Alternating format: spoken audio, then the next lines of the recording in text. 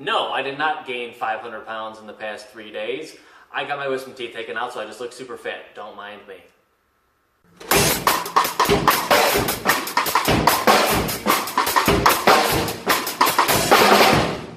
The Zookeeper's Wife is directed by Nikki Caro, and it stars Jessica Chastain as the Zookeeper's wife, and also Daniel Bruhl in there as the German officer, bad guy, also Zookeeper, but for the German side. This is a true story of this Polish family back in World War II era, and the war breaks out, and basically their whole zoo gets destroyed by the Germans and taken over as an armory. Meanwhile, they're against the Germans, and they're harboring Jews inside their basement, and I don't want to give anything else away, but, you know, Schindler's List, basically. So, this movie is a true story, and I didn't really know anything about this true story. I'd seen the trailer for this movie, I was intrigued, I love Jessica Chastain, I was interested going in, and this movie is pretty darn good, let me just say. I was very intrigued this whole movie because I didn't really know.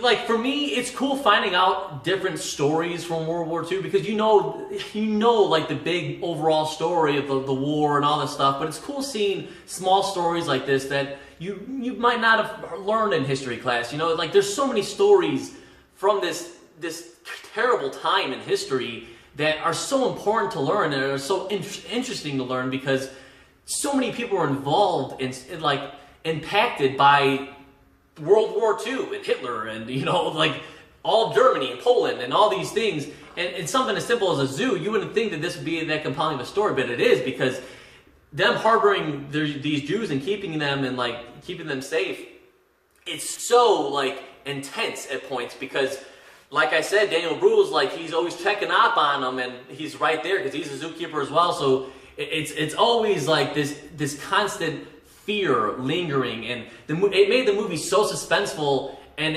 like I didn't expect that because I didn't expect this movie to be so much of a war movie, and it really wasn't. It didn't really focus on the war, but it was as suspenseful as a war movie is, you know? And that was awesome to see. The performances in this thing were honestly fantastic. Jessica Chastain, I mean, probably the best performance I've seen this year.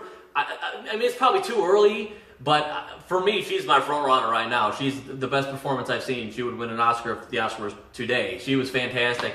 Daniel Bruhl was awesome in this movie. He did a great job as being very menacing as this German officer. The husband, the Zookeeper's wife's, the Zookeeper, he was great. Everybody in this movie really blew me away. A lot of the performance really, they just brought you to this like, this place of like, it just brings you back to the Holocaust and World War II and these things, and they just make you feel so much for them, you know, and all the Jews and everybody that was involved that had anything to do with like families being taken away. This movie really had a lot of tender spots to it, and it really struck me like I didn't expect to be, and I was really impressed by this movie overall, by all that. I thought that the movie was beautiful to look at. It was really had some really nice tender moments, some nice sincere moments, and had some really suspenseful moments. So overall, this is a movie that I thought was pretty well complete. I really don't have many complaints about it. It was a little bit slow. It's a long movie,